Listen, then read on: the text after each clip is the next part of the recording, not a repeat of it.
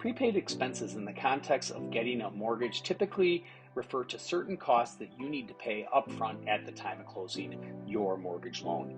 Now, these expenses are often associated with the initial setup of the loan and the property purchase. While they are not directly part of the loan amount, they are paid in advance and are often considered as part of the closing costs.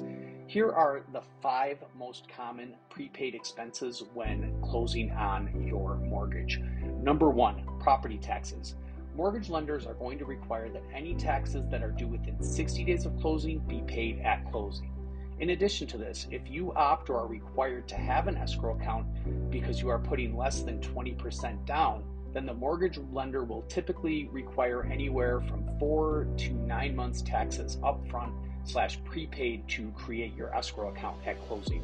Number 2, homeowners insurance.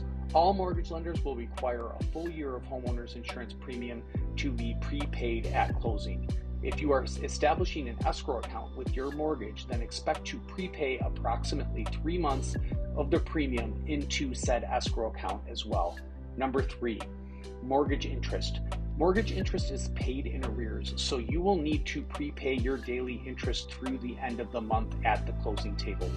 For instance, let's say you closed your loan on January 15th. Then the lender would require the daily interest from the 15th to the end of the month to be paid upfront at closing.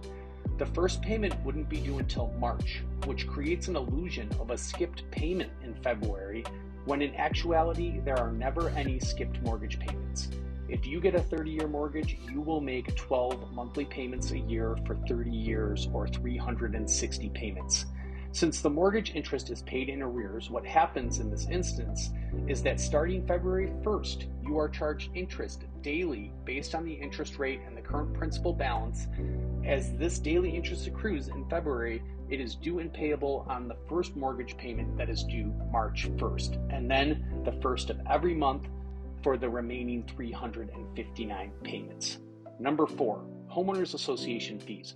If you are buying a property in a community with a homeowners association, you may be required to prepay HOA fees.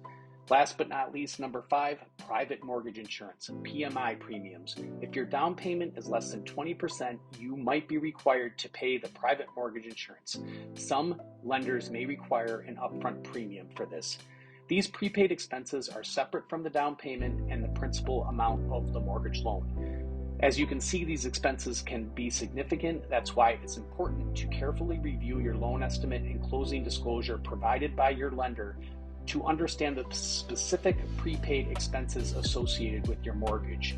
Now, keep in mind that these expenses can vary based on factors such as location, loan type, and lender requirements. I hope this helps, and as always, please let me know if you or anybody you know needs help buying, selling, or refinancing a home.